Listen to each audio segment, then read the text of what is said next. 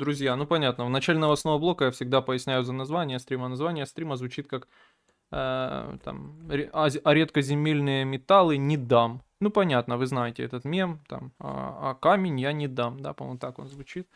Ну понятно, все эти дни обсуждается одна тема, но множество переменных, блять. Тайна, покрытая абсолютным мраком.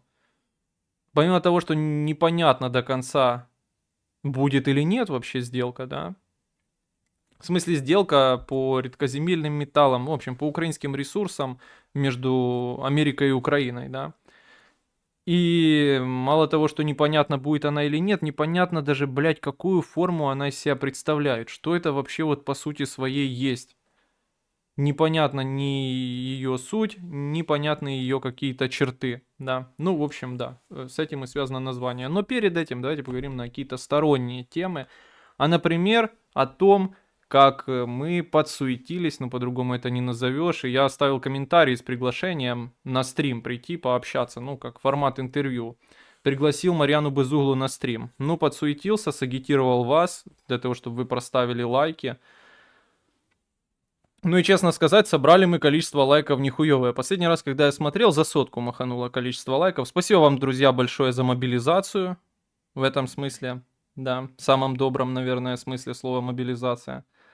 Да, ну, результатов это не дало никаких. Она там, блядь, отвечает на какие-то комментарии, типа, у тебя там классные половые губы, там, что такое, но этот комментарий она оставила без внимания, несмотря на то, что он самый залайканный.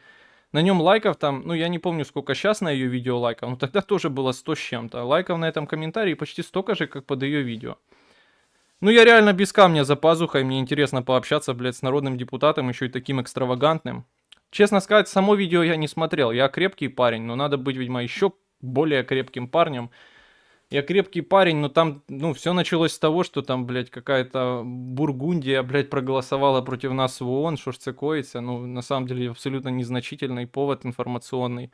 А дальше я там, ну, нажимал по видео, там какой-то вообще, ну, бред сумасшедшего, реально. Ну, складывается такое впечатление. Помимо того, что манеры как-то, она не привыкла почему-то говорить на камеру, хотя я думал, это основной скилл народного депутата, уметь качественно и красиво, ну, если не сказать как-то грубо, говорить, да, быть хорошим спикером. Пиздеть, в общем, мастерски наваливать пиздежа. Желательно абстрактно и не точно, и не по сути. Я думал, что это у каждого народного депутата в крови, это его основное качество. Но это не тот случай, абсолютно ну, я такую оценку выношу, мне за нее стыдно, за эту оценку мою, но тем не менее складывает впечатление, ну, абсолютной колхозанки. Человека, блядь, который, ну, пугает то, что такие люди в нашем парламенте находятся. Это ж просто пиздец. Помимо того, что народный депутат Украины, который находится в комитете по международным отношениям, который возглавляет Мерешко, да, хотелось бы, чтобы этот человек, ну, хотя бы название стран знал, да, а не говорил там Бургундия и так далее. Ну, то есть это буквально тот комитет, в котором, который, это связано с комитетом, которого это профиль, да, ее должен быть, ну, она в комитете, где профиль, блядь, страны вот эти все, да, разные. Ну, я понимаю, что она говорит, что ее туда типа насильно, как бы полунасильно перевели. Вообще ей скорее интересна оборона, да. Но тем не менее, все равно это все расстраивает. Там дальше вообще какая-то такая дичь. Нейросети. Но это просто я скипал, поэтому, может, для меня это такая какофония. Но опять-таки, тяжело найти того сильного человека, кто это посмотрел полностью. Какие-то, блядь, нейросети. В США какой-то христианский культ что-то захватил. Ну, короче, это сложно уложить в голову нормального человека, скажем так, да. Но при этом я, конечно, искренне хотел бы реально Марьяну Безуглу увидеть, услышать, с ней пообщаться. Есть какие-то вопросы по сути, которые можно было бы задать народному депутату, даже несмотря на то, что она от своей ответственности как представитель народа в законодательном органе, она от нее публично отказывалась. Но тем не менее, все равно интересно понять суть, логику этих людей. Было бы, ну и для нас это был бы, ну, нереальный экспириенс, нереально было бы это для нас круто. Хоть и, конечно, рискованно с этим миром связываться, понятно, что ты неизбежно втягиваешь себя в какую-то грязь, да, что этот мир из себя и представляет. Многие люди спрашивали меня, как бы я, типа, узнал, да, я же просто написал это предложение, ну, помимо того, что она комментарием могла бы ответить, я это представлял так, что на мой телефон, на мой номер придет звонок, где нельзя будет положить трубку, вот. Ну, в общем, вот такие обновления по Марьяне Безуглей. Суть в том, что она нам не ответила и все, и типа нас проигнорировала. Наверное, она зашла на мой канал, ну, в целом, и это, даже не знаю, должно меня радовать или пугать, но думаю, что зашла, потому что коммент залайканный, а она человек такой, который все смотрит. Ну и да, конечно, я вас тоже и себя в этом убедил, да, ну не то, чтобы мне нужно для этого много усилий, и вас, конечно, призываю не судить о ней все, о ней всей, да, о ней в общем, как о человеке, как о народном депутате, только из ее не самых качественных видео, да, видно, что для нее этот жанр новый. Вот, ну тоже, еще, конечно, тоже дам оценку, конечно, как какому-то качеству личному человека, но для народного депутата это важно. Люблю людей, которые пытаются подойти к делу качественно, да, делать, если что-то уж делаешь, хотя бы пытаться делать его качественно. У нее однозначно какие-то деньги есть, можно было бы и купить микрофон, и попросить каких-то там людей, ну как-то, в общем, более организованно подойти к процессу.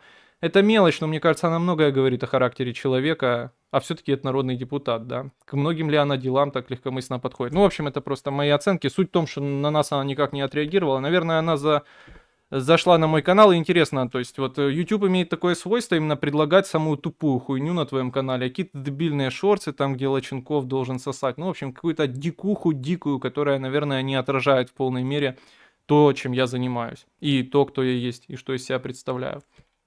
Ну, в общем, не ответила она на запрос громадскости и, наверное, никогда не ответит. Но не рассказать об этом событии я вам не могу.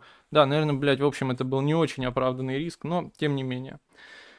Вот такое событие случилось за эти дни. А, да, думаю, что тут написано, мы тут на второй попе. Это тут это имелось в виду, да, то есть почерк просто неразборчивый. Я написал, что me too на второй паре. Me too на второй паре. Вы видели, почему-то вот последние дни сотрясает. Но на самом деле это сотрясание просто с меньшими темпами идет, наверное, уже, может, несколько месяцев.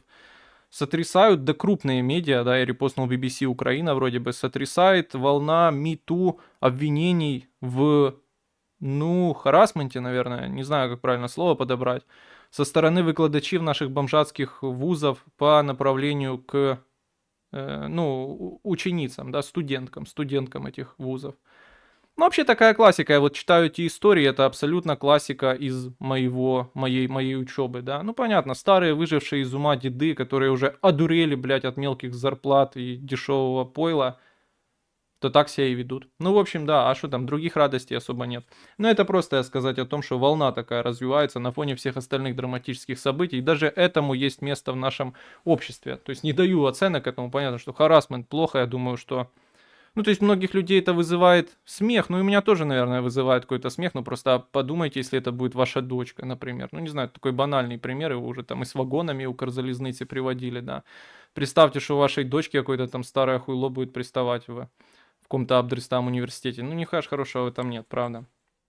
Ну, просто обращаю внимание, что как-то сама собой еще живет какая-то культура столичная параллельно с тем, что происходит. Да и не только столичная, там вот последние новости, они про Львовский университет, по-моему. Ну, в общем, вот так.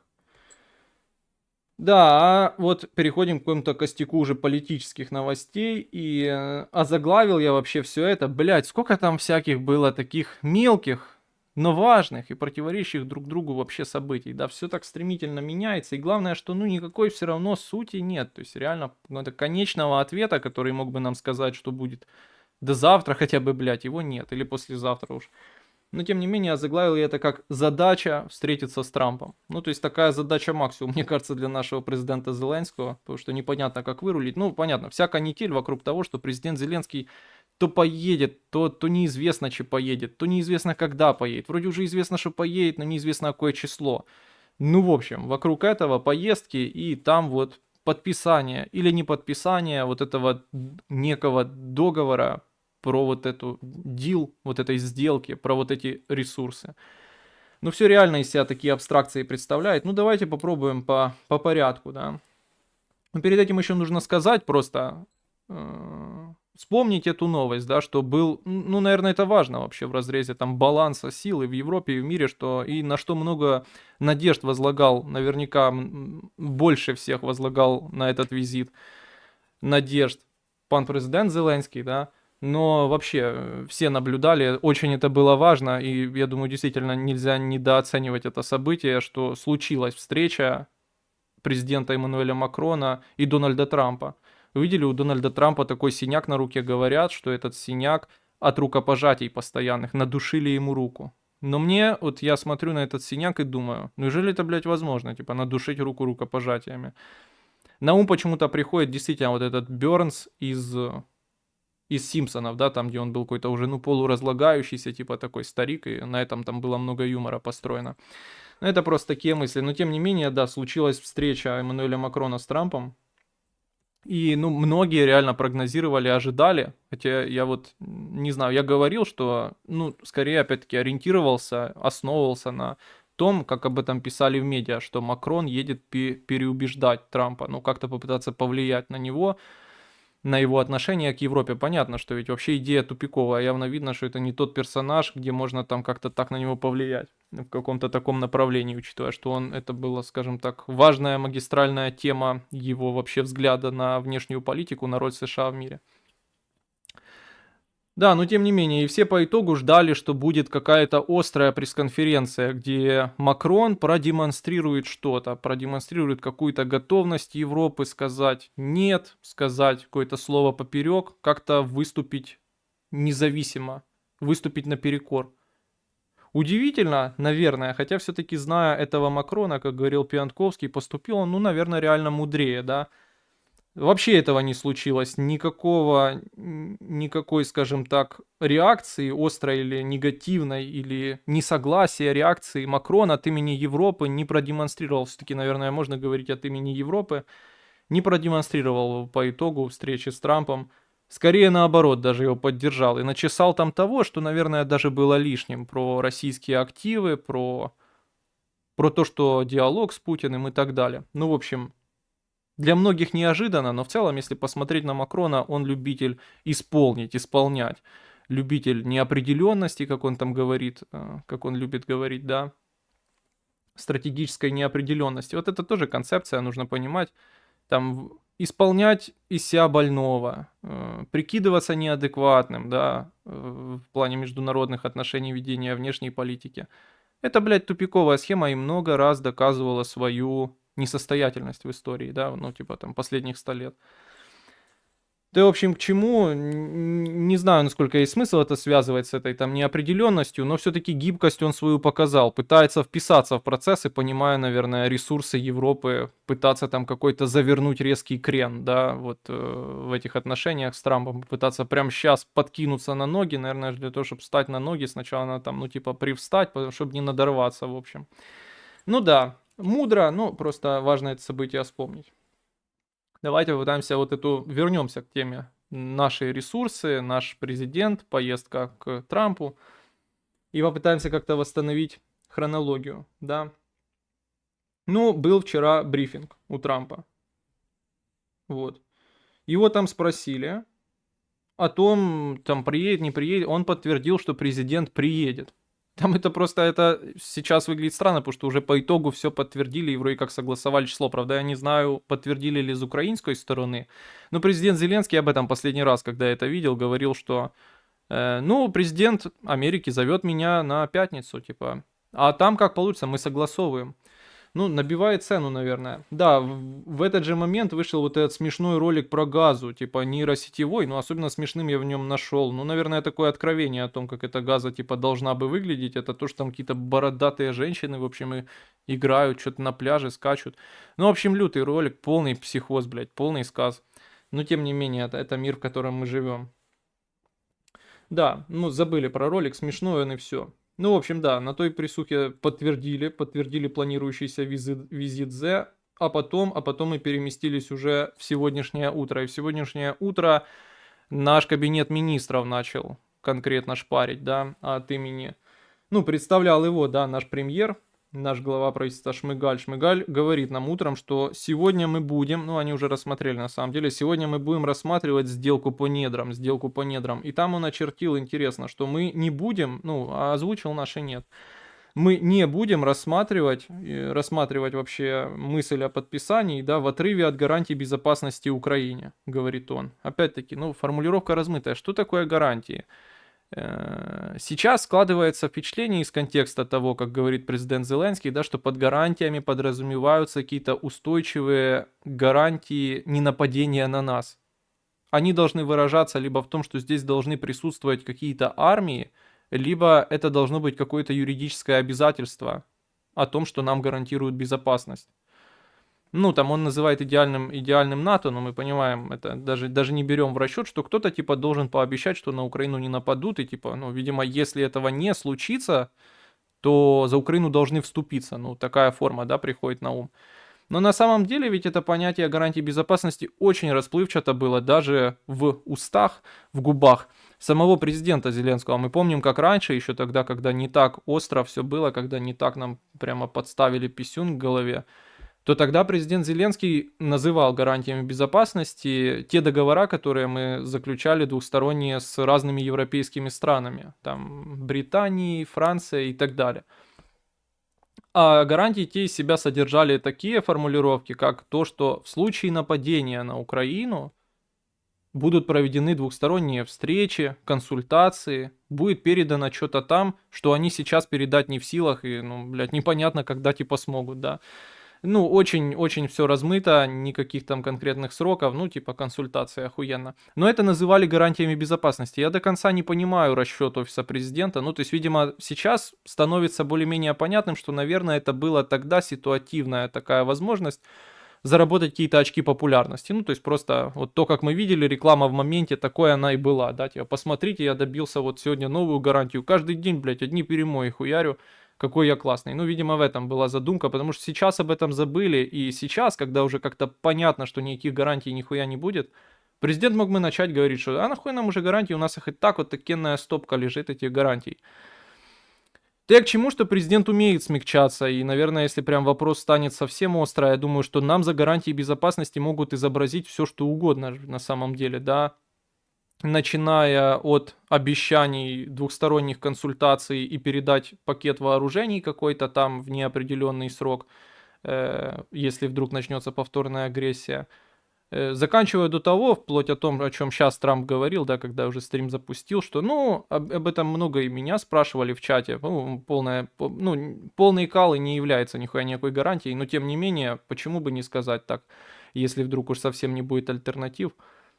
Да, сказать в конце, что, ну, само наличие какой-то там американских инвестиций в Украине или американских сотрудников или хуй пойми чего, как бы оно, вот это присутствие самой себя выступает гарантией. Ну, в такой логике, наверное, я же говорю, да, наверное, в такой логике и американские компании до войны, и американские инвестиции в Украине должны были выступать в роли чего-то такого. Может, даже и сами дипломатические представительства США.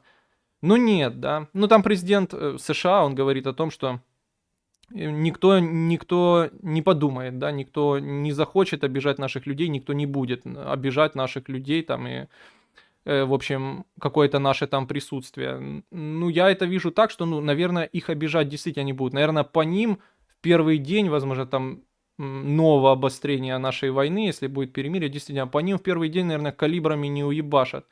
Но как только это новое обострение начнется, ну, понятно, что вся эта инфраструктура, она смотает удочки и все.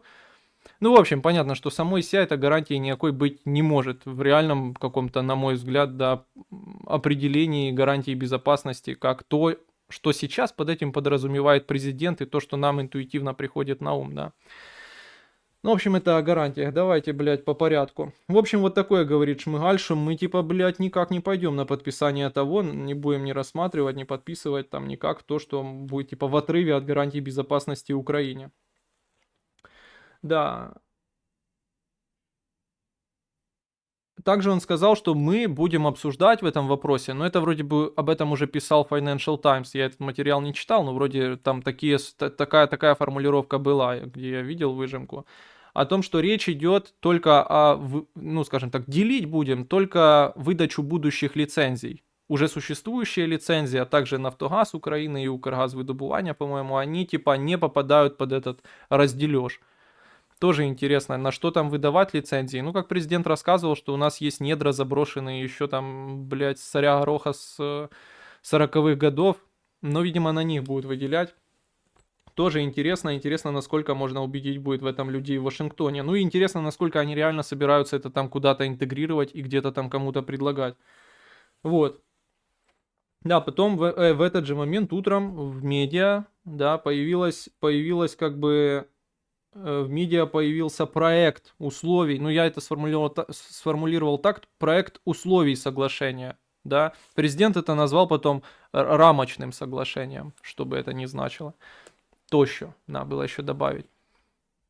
Ну и да, суть в том, что люди это, ну, наверное, даже не читая, репостят кругом, кругом пересылают, как уже, типа, готовый проект. То, как, типа, эта сделка будет выглядеть. Блять, это, ну, можно назвать еще какими-то условиями сделки, но реально там вообще нет ничего по сути. Вообще ничего по сути.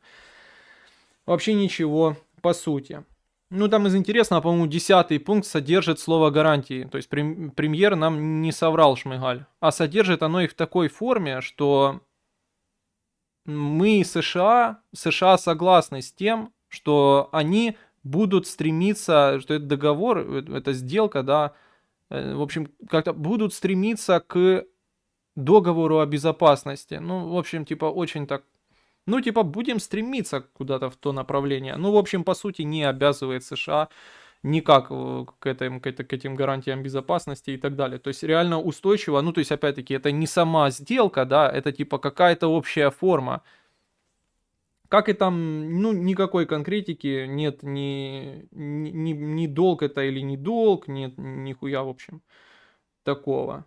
В общих чертах. Ни гарантий, ни кто там контролирует, ничего такого. Ну да, потом сегодня же на протяжении дня наш уже пан президент Зеленский толкал комментарии о том, что он, опять-таки, тоже наши нет, что он не пойдет на признание долга. Интересно, кстати, что президент, ну, на мой взгляд, уже устойчиво вот взял прям слово в слово. И это я не говорю, что, ну, не подумайте, да, такую шизофрению, просто типа логически вовсе президента додумали, что это самый сильный аргумент, на мой взгляд, если уж пытаться этому противостоять, просто это что ссать против ветра. Но anyway, да, взяли на вооружение вот этот мой, по-моему, вполне логичный аргумент о том, что это не может быть долг, потому что мы договаривались на других условиях. Так не бывает, что мы договорились на одних условиях, а теперь мы оказались должны. Это очень правильная мысль, мне кажется, она вот логически самая не подъебаться, комар носа не подточит, ну какая разница, да, понятно, что им там на такую логику плевать в целом. Если пообещал уже своему электорату возвращать деньги, то думаю, вот такой, ну, в общем, да, нашей нет, и президент говорит, что долг он не признает Украины, мы нихуя не должны, это логично. Говорит, что он это долгом не считает, говорит, что долгом не считает.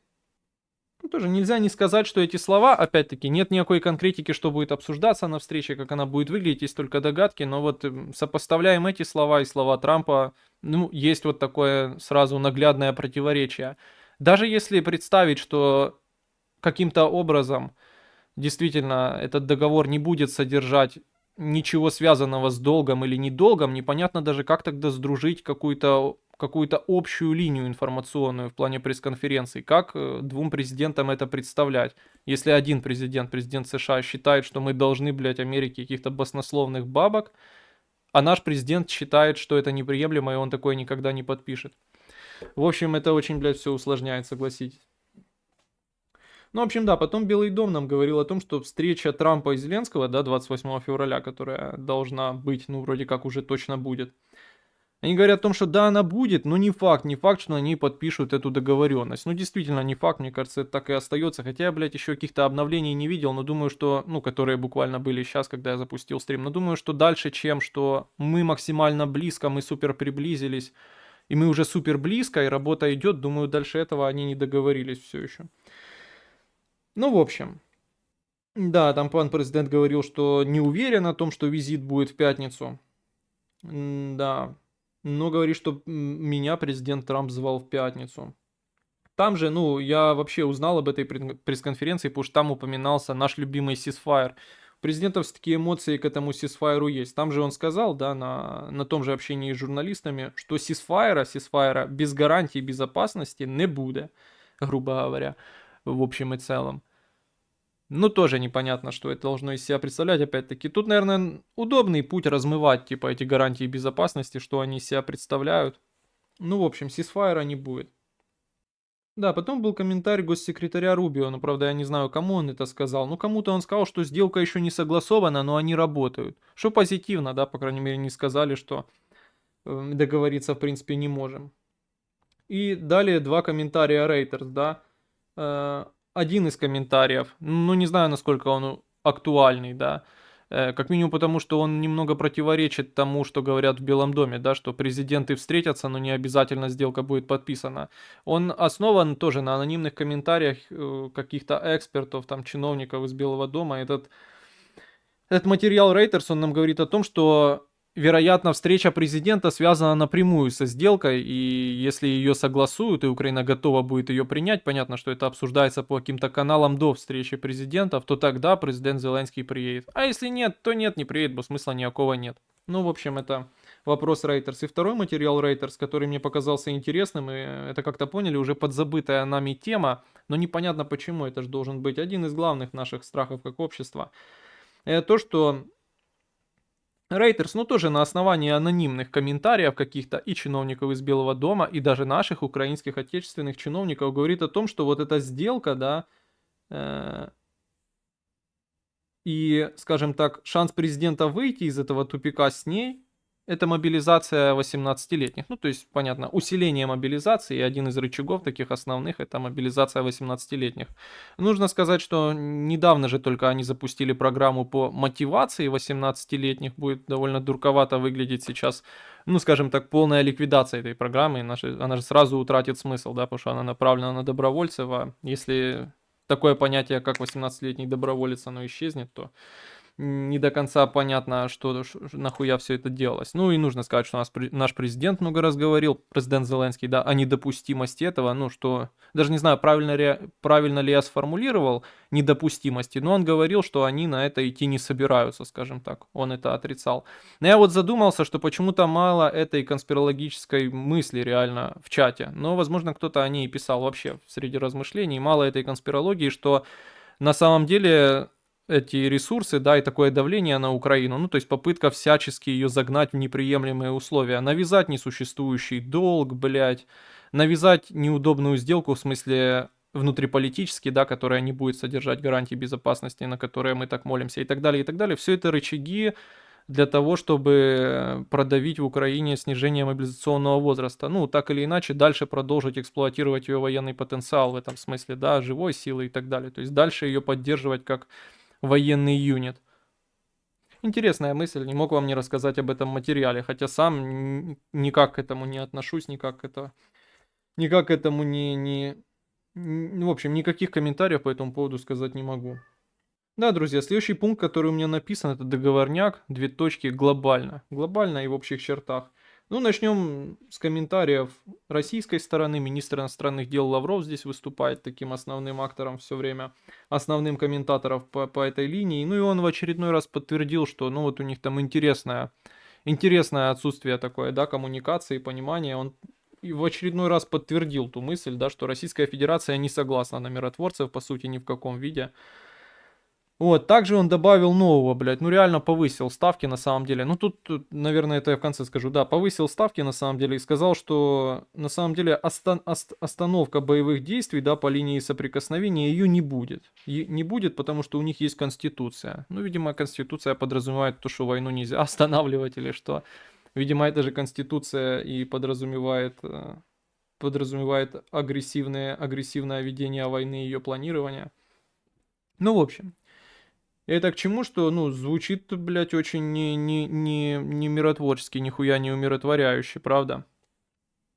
Потому что я думал, что действительно, наверное, Российская Федерация не откажется от уже оккупированных территорий и юридически включенных формально, да, в состав своего государства.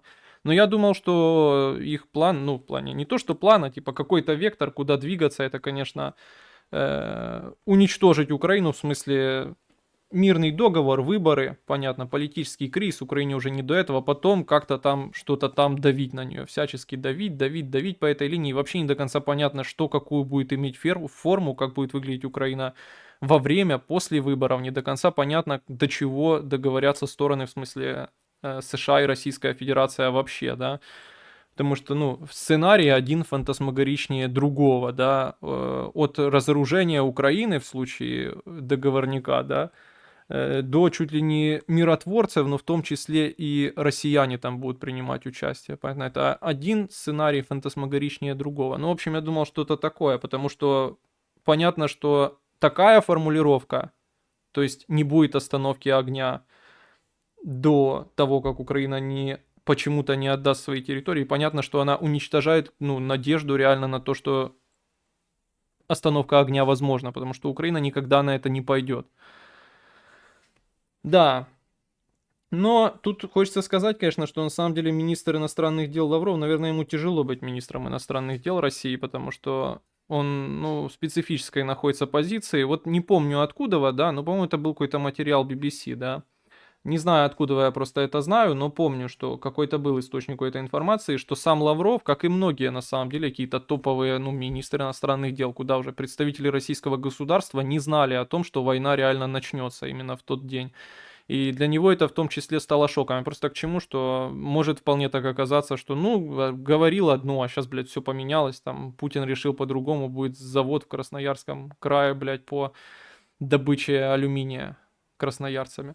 Ну, в общем, я к чему, что, может, не стоит так серьезно к этому относиться, как к суперкатегоричной позиции. При этом, да, в этот же момент где-то министр иностранных дел Турции Фидан Хакан, сказал о том, что, ну, стороны вообще, они согласны, ну, вот он тоже так сформулировал, согласны с необходимостью. Ну да, все, наверное, согласны с необходимостью, но не с самим фактом, да. Согласны с необходимостью установления режима прекращения огня. Ну, тоже не знаю, откуда он это может знать, поговорил ли он с каждой из сторон, или это он предполагает. Но согласны с необходимостью, это широкая формулировка. Ну, типа, надо заканчивать, но не получается, условно говоря. Тоже не могу не обратить внимание на то, что позавчерашний уже, по-моему, путинский спич забыт, но мы его попытаемся немного вспомнить, да. Ну, самое смешное из него это про сырьевой придаток, мем про сырьевой придаток. Ну, вот он, по-моему, придуман не сегодня. Ну, то есть, понятно, сама формулировка вот эта околопропагандистская про страну сырьевой придаток придумана не то, что не сегодня, а хуй знает когда вообще. Но просто вот именно его вот эта вариация, где президент Зеленский говорит, мы будем сырьевым придатком США, а потом такой Путин, подожди, блядь, завали ебальник, это мы будем сырьевым придатком США, и Зеленский грустный. Вот этот мем на самом деле, по-моему, тоже не сегодня появился. Ну, может, это уже, знаете, какие-то искажения памяти. Ну да, по-моему, это было самое смешное, потому что я даже специально переслушал, там Путин буквально говорит, что, я подчеркиваю, у нас этих ресурсов значительно больше, чем в Украине. Ну хорошо, хорошо, ты не быкуй. Из этой просто речи путинской, да, и вот этой вот темы, что у нас, блядь, вообще, вот у них, а у нас этих ресурсов пизда. И из этой, конечно, из этого спича складывается такой немного вывод, ну, наверняка я заблуждаюсь, да, что Трамп, блядь, ебанутый конкретно на вот этой теме редкоземельных, блядь, ресурсов, металлов. И, ну, это тоже, знаете, из разряда конспирологических, шизофреничных идей, да, ну, что вот он ебанутый на этих редкоземельных металлах и этим, типа, пользуются стороны, да. Сначала этим мы пытались воспользоваться, предложивший эту, блядь, идею с этим договором, блядь, с этими редкоземельными металлами. Теперь Путин прохавал и наваливает тоже, что да у нас тоже металлы. Ну да, а натолкнуло их, наверное, обоих, да, на эту охуенную гениальную мысль, на эти манипуляции, возможно, интерес Трампа к Гренландии, потому что он это комментировал еще на первом сроке, что там металлы, блядь, всякие охуенные лежат. Ну вот, это просто, знаете, конспирология, но как-то вот именно комментарии Путина на нее наталкивают, как он именно пытается на вот этой линии сакцентироваться. Да, при этом думаю, что, ну, очевидно, наверное, что переоценена сама эта тема, вся с добычей каких-либо ресурсов в обмен на какие-то дипломатические уступки, скажем так, или уступки где-то в вопросе международной политики или безопасности. Ну, это гораздо дороже стоит каких-либо ресурсов, на мой взгляд. Да, ну вот, это такой позавчерашний спич. Ну, понятно, он вот последнее время в очень оптимистичной, понятно, пребывает в высоком положении духа по объяснимым причинам, но кроме вот этой чувства наебалого Трампа развода на вот этих редкоземельных, блядь, всяких там металлах, довольно забавно слушать вообще об этих каких-то общих инвестиционных проектах. Ну, я думаю, вы эту мысль уже читали у многих, и, ну, она сама на ум приходит. Ну, я вот об этом все время думал, пока слушал. именно вот эту часть про какие-то совместные проекты, это, конечно, то, что еще свежи в памяти, очень свежи в памяти, вот эта волна сумасшедшая, абсолютно не особо законная российских национализаций каких-то западного бизнеса в России. И опять-таки мы понимаем, что это не сам Трамп придет добывать, это придут частные компании. Я думаю, они все прекрасно понимают, что очень высока вероятность того, что в течение очень короткого времени, может там меньше чем десятилетия, ты потеряешь все, что ты инвестировал, тебя просто в наглую пройдет рейдерский захват. Тебя в наглую лишат просто прав собственности. На это ты продашь потом это за 1 гривню просто. Вот, и интересно, это просто то, что многие тогда называли, ну, вот эту проблему, да, подорвать доверие, вот это инвестиционное, подорвать доверие к праву собственности, многие это тогда называли как одну из проблем, и типа, ну, что это глупость, на самом деле, то, что происходит, это не идет совершенно на пользу, потому что времена могут смениться, но, в принципе, что как будто бы и происходит, что как будто бы и намечается. А вот как бы память останется, учитывая, что и до этого у России не особо чистая вот эта кредитная история, если можно так сказать, да, много каких-то было, ну, много каких-то было не очень правовых, скажем так, ситуаций, связанных с какими-то чужими инвестициями, всегда это в нашем регионе выделялось. Вот. Если так подумать, то, блин, да, много так вообще, всю историю, да. Большевики, национализация нахуй всего. Тут национализация всего. И, может, если Трамп придет, построит им там в Красноярске что-то, ну, хоть что-то, чего там Путин требовал, гидроэлектростанцию, ну вот построят, нахуй национализируют. Ну, удобный бизнес тоже. Удобный бизнес, почти такой же, как захват заложников. Ну, в общем, вот так. Это то, что забыто уже. Забыт позавчерашний разговор Путина. Кажись, с Зарубиным, да. Ну вот тоже новости из разряда юмористических, понятно. Румынские выборы. Румынские выборы сразу звучит как какой-то типа, ну что-то из анекдота, да. Или из анекдота, или какой-то вид полового извращения, секса в извращенной форме. Румынские выборы представили? Представьте, вот задать интересно чату GPT такой вопрос, он, наверное, скажет, что не знает. Типа, напиши румынские выборы, что это может быть за сексуальное извращение. Ну, в общем, румынские... Я в последнее время стал интересоваться нейросетями. Да, Килин Джорджеску задержан, вы понимаете? Ну, эта история драматичная, мы за ней краем глаза наблюдали. Ну, особое внимание привлек к ней... особое внимание привлек к ней Диванс в Мюнхене, да? Вице-президент Диванс приехал, и там в своей речи на Мюнхенской конференции по безопасности вспомнил этот этап отмены победы этого кандидата в первом туре выборов, потому что он нечестно с российским влиянием в ТикТоке там что-то исполнил, блядь, короче. Ну, в общем, такого он исполнил, да, ну, отменили выборы, то понятно, отменили первый тур, но такого он исполнил там в ТикТоке на российские деньги, что сегодня его задержали и вменяют ему такое, друзья, если вам не вменяют такое, то вы типа прожили жизнь зря. А вменяют ему такое, подозреваемым он проходит, значит, угроза конституционному строю, создание фашистской организации, фальсификация источников финансирования. 20 год в румынскую тюрьму могут посадить по румынским законам. Пиздец. Полный, да? Ну, Илон Маск уже написал, что это жах. Интересна логика вообще и вот таких стран, и тех людей, которые там принимают решения. То есть, как помочь в этой ситуации? Утвердить образ борца, против которого ополчилось все государство, там и силы, которые не хотят отдавать власть. Еще и на фоне того, что откуда-то там, ну, от сильной стороны, ну, какая-то слабоватая, но поддержка пробивается, да, то есть там Януковичу никто не говорил, что типа, блядь, какой следующий тур выборов, вы чего там?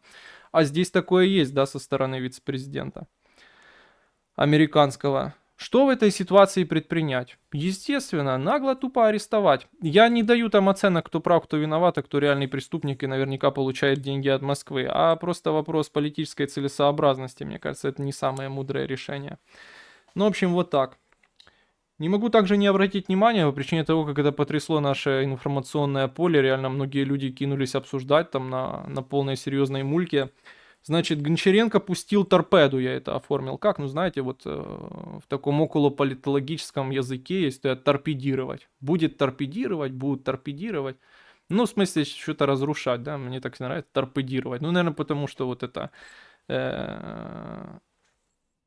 язык, да, понимаете, лексика вот эта тюремная проникает и торпедировать. Всегда смешно, там они торпедируют. Недавно мне попался шортс, щадилы, да, про то, как там один человек целый день носил в жопе телефон, Nokia старую. И там щадил рассказывал, что раньше, блядь, мобилы были, типа, представьте, вот такенный телефон, типа, в жопе носил здоровый с антенной. А зарядки, блядь, говорит, какие тогда были. Ну, в общем, да. Это я к чему все, торпедировать, да. И чё Гончаренко учудил, да? Ну, мы знаем, что Гончаренко один из немногих, кто сейчас вот такой именно острой оппозиции находится, реально борется за свое выживание, пытается.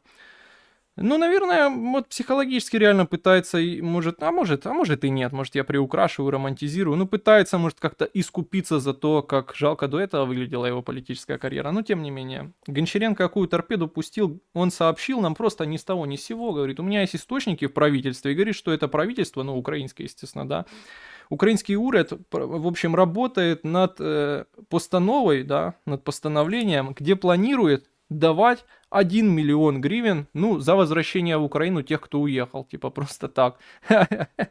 И люди, типа, на полной серьезке кинулись там это обсуждать. Как так, блядь? Они съебались там, посидели, еще и вернулись и получили миллион. Как, сука, ебучки, ебучая власть, что же за шакалы, что делают? Да. Ну, потом он просто вышел и сказал, о, блядь, мне сообщили источники другие, сказали, что это неправда. Ну, угорает, реально угорает. Понятно, что, ну, успешно, охуенная операция, на мой взгляд, проведена. Че он там опроверг, нет, это я не знаю, там, насколько уже внимание обратят, может, люди интересующиеся. А то, что я там, условно, завтра встречусь с друзьями, и они мне скажут, там, условно, ты слышал, блядь, уже обещают по миллиону раздать тем, кто съебался, да? Это, конечно, прикольно. Ну, какие идиоты у нас у власти, да? И это к чему, как общественное мнение, да, как оно выстроится от этого. Вот такая, блядь, и псоха. Ну, опять-таки, президент серьезных усилий приложил для того, чтобы такие явления в нашей политике появились. До этого их не было, а теперь они появились, и это, типа, скажем так, бета-тестирование. О, тоже, друзья, следующая, не менее забавная новость, это то, что волна антисемитизма охватила, ну, честно сказать, Твиттер преимущественно. Вы не поверите, в связи с чем? В связи с чем могла такая вспыхнуть такая, как на Западе, вот в этой войне с Палестиной, да, Израиля. Как у нас могла вспыхнуть такая волна антисемитизма? Вот с чем она может быть связана, да, такого же типа? Вы не поверите, в связи с тем, как Израиль проголосовал в ООН, что он типа проголосовал против нашей резолюции, где там Россия вообще хуй соси, совместно с США, что они всегда и делают. Ну, меня больше всего убивает, что их не интересовало, как там, блядь, Израиль, какие войны, когда ведет. Как он с кем там, блядь, как обращается. Как ему там супер похуй, под покровительством Америки, естественно, как ему, несмотря на администрации, супер похуй на международное право, права человека. Это все им было до фонаря. Долго они там взвешивали, а вот Израиль наш союзник, или все-таки нет, они с Путиным дружат. А вот почему они не присоединились к санкциям? Долго там они думали, а вот они вот-вот нам собираются поставить там пращу Давида, еще какие-то свои комплексы ПВО чуть ли не. А вот что-то там происходит, что-то там не происходит. Все это обсуждалось, но такой остроты не вызывало. А тут такая супер, блядь, незначительная хуйня, то есть ни к чему эти резолюции вообще ни на что, блядь, кроме символизма какого-то повлиять не могут. Такая незначительная хуйня стала поводом для таких постов, что Хмельницкий был прав, Гайдамачина все супер круто, они дожали там. И интересно, что они не вспомнили времена гражданской войны в России, да, уже. Ну, в общем, я был поражен. Такая незначительная хуйня, при том, что Украина последовательно голосует в ООН всегда против Израиля, похуй на то, как там голосует США и Израиль при этом всегда. То есть ждать сейчас. И это не первый раз, опять-таки, еще были резолюции, осуждающие глорификацию нацизма.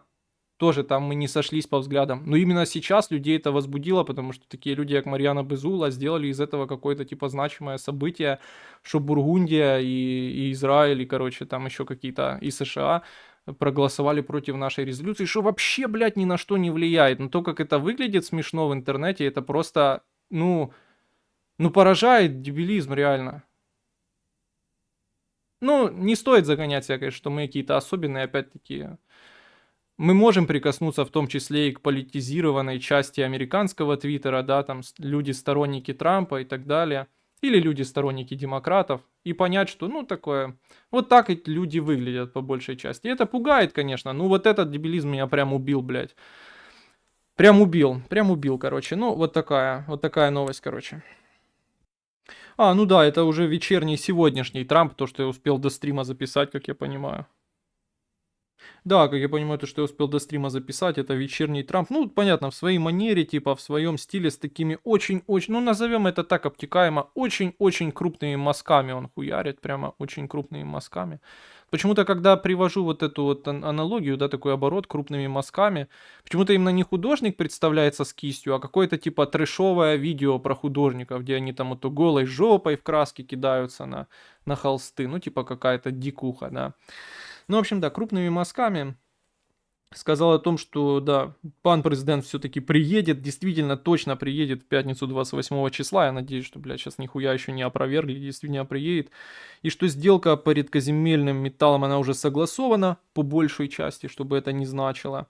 Но также он сказал, что мы вернем уже потраченные 350 миллиардов. Вот это мне интересно, как они будут это сдруживать, эти два мнения, что долг мы не признаем, что справедливо, но кого интересовала справедливость.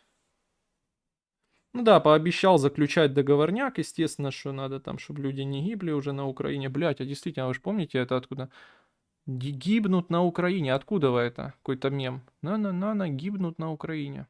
Ну, придет такое в голову. Да, ну и там же, это просто последнее, что записал, но интересно, потому что связано опять-таки пересечение наших и их требований. Это то, что он не будет предоставлять никаких гарантий сверхбезопасности, ну, то есть понятно. Ну, это, думаю, и с администрациями не связано, никто не будет гарантировать Украине безопасность. Но, тем не менее, что он не будет предоставлять никаких гарантий безопасности сверх того, что, типа, ну, он говорит, что пусть там Европа, блядь, предоставляет, притом мы уже слышали европейское мнение, что они готовы предоставить миротворцев, но только если США будет гарантировать их безопасность. Полная, блядь, шизофазия, полный бред. Да, ну типа говорит, это в их интересах, это их сосед, но мы приложим усилия, будем оставаться партнерами, и типа вот это само из себя, да, то, что здесь будут наши американские инвестиции, типа американское в этом виде присутствие, это уже само из себя гарантия. Что полный, конечно, пиздеж, мне кажется, ну со всех сторон, да. При том, что я там даже не знаю четко будущего, не нахожусь на позициях того, что следующая война неизбежна. Может и неизбежна, но в любом случае не стоит, наверное, халатно к этому вопросу относиться.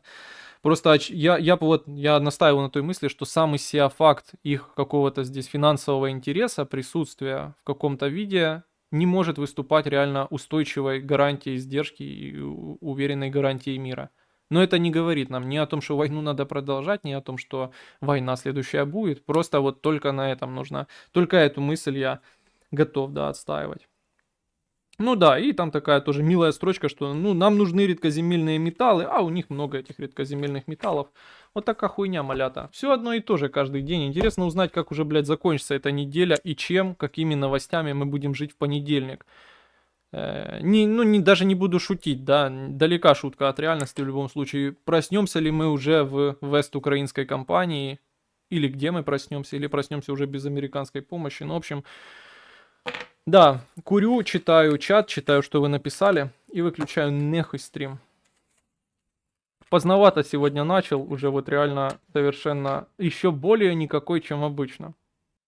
Так вона до цього в оборонному була. Ще не вивчала нову термінологію. В оборонному, мабуть, більш проста терминология. Ну да, но я здесь, выступлю на ее защиту в том смысле, что она говорит, что ее через ее волю перевели в Комитет по международным отношениям. Но если ты посмотришь, что она о международных отношениях и не пишет совсем, пишет обычно про армию, там, генералы хуёвые и так далее. Не, я не обиделся, просто мне кажется, это важное событие для нас. Я особенно рад, ну, правда, как обычно, в холостую, да, семя в землю. Мы умеем так, в смысле, излить на землю семя и все. Я о том, что мобилизовались, хорошо мобилизовались, блядь, но толку это не дало. Вот если бы это была перспективная вещь, нихуя бы не мобилизовались. А так, то спич не обиженный, просто сказал, что хотел сказать. Обиды на нее никакой не испытываю, честно сказать, ни малейшей. Не забывай, как она до войны мэкала. Да я видел то видео, блядь, ну каждый может растеряться и все такое. Но для меня это видео ничего не доказывает. Я понимаю, не забывай, как она до войны мэкала, когда она хотела выдавить пасту губами о повышении тарифов. Там еще забавно сняли лицо Данилова. Ну я же говорю, а может это хорошее качество для депутата, что ну, не метет он языком, как помелом, да? Потому что других спроси, у него сразу в голове таблица там, блядь. Мы очень заинтересованы в поступательном росте для того, чтобы получить хорошие результаты. В конечном счете мы ведем переговоры о том, чтобы завершить этот процесс и в скором времени получить результаты. Ну, вот так, типа, очень, ну, звучит классно, складно, классный мужик. Был бы це президент, он бы еще добавил то, що и потужно. Но насколько это хорошо, да, ну, я это уже, блядь, везде слышал, то тоже. В общем, на этом свет клином не сошелся. Да пусть еще не окажется, что препод просто турнуть хотели, но это-то я не знаю. Фем-медиа затмевают реальные кейсы своими грантовыми скандалами, да это уже не особо на гранты. Керенский руку на перевязи носил на груди, так сильно ее жали постоянно, да? Блять, вот не слышал об этом. Там синяк от капельницы обычный, пиздец, как он прогревает Гоев, строя себе хуй пойми что. Ну, видимо, прокапывался после попойки. Это действенный метод, если ты богатый человек. Я знаю таких богачей в Украине, кто после попоек прокапывается. Вот бы Макрон сделал что невероятное, повлиял на Францию. Ну, хотя бы, да, с чего это? Ну, да. Может, он раздавал пощечины обратно. А может, это от целования, типа, столько целовали руку ему, что аж синяк появился. Двухсторонние встречи смешно звучит. Ну, что-то в этом пошлое есть.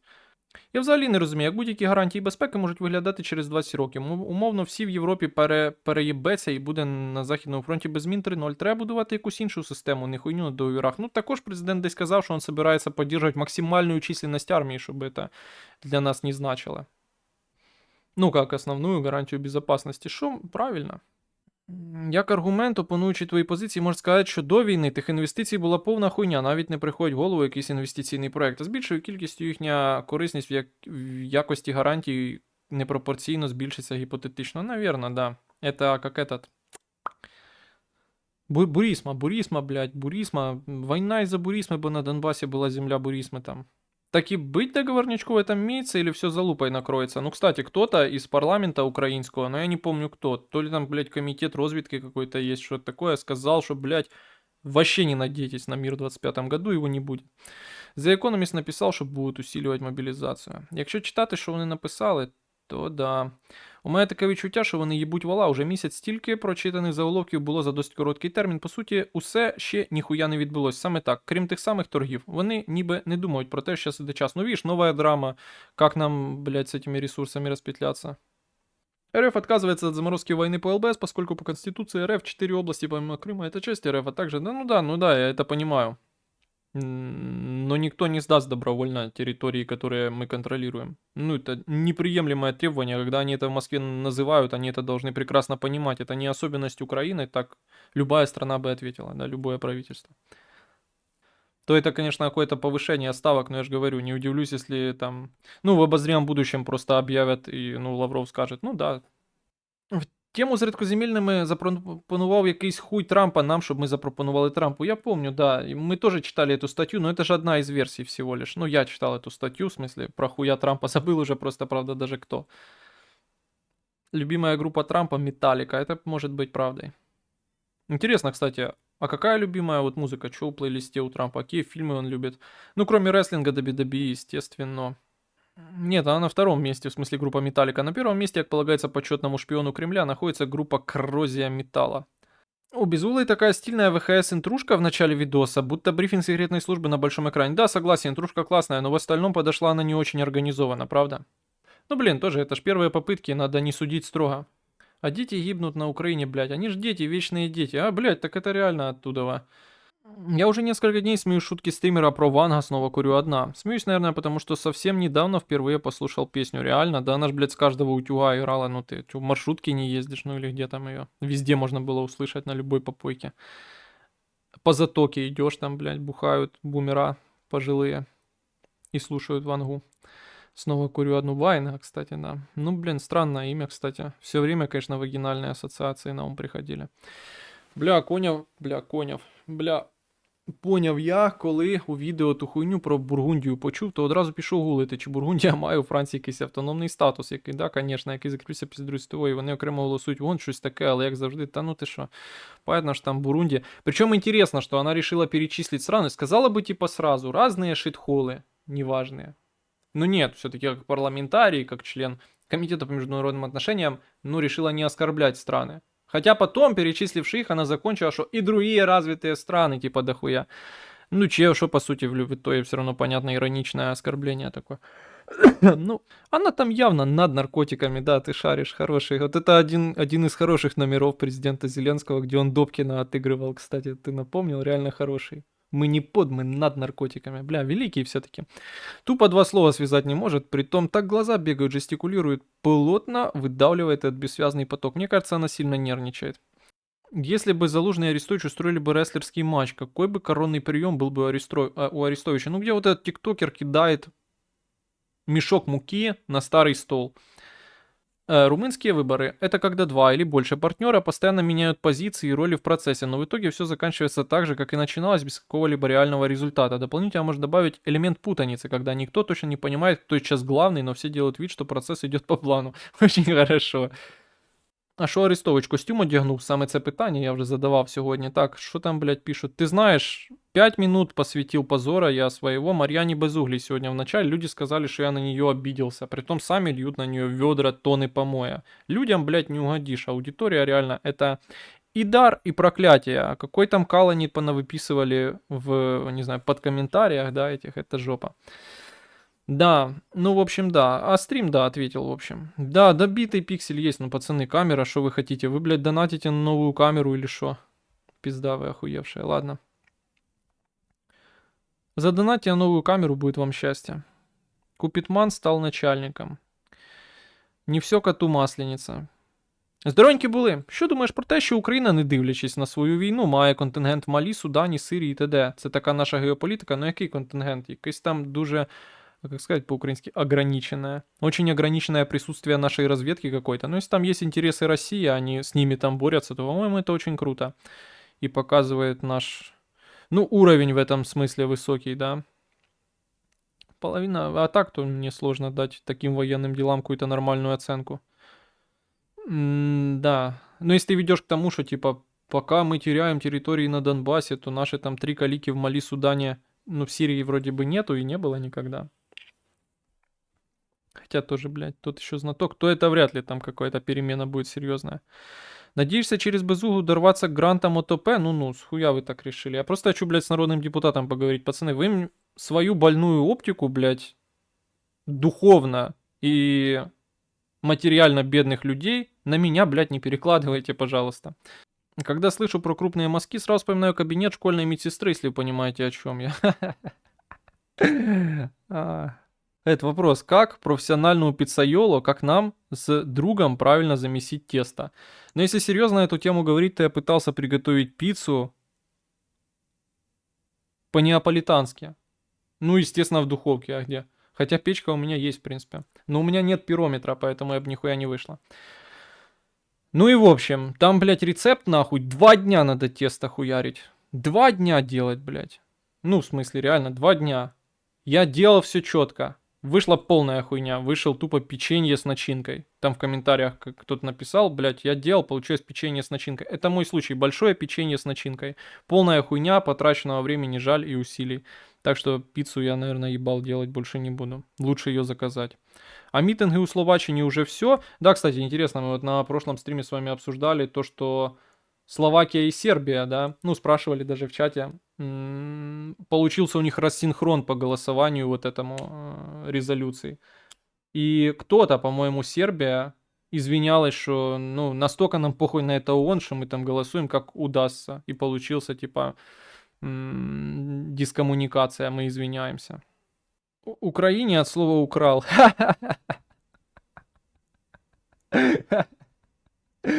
Что-то никогда об этом не думал. Когда там уже США объявит первый пакет военной помощи России. Ну, интересный комментарий можно добавить к этому, что на каком-то очередном подкасте или созвоне каком-то, я так и не понял. Завтра окажется, что это нейросетевой дипфейк. Но, тем не менее, младший Трамп, да, сын Трампа, вот тот ну, припиздоватый он. Всегда был, типа, таким, ну, самым топорным украинофобом, да, как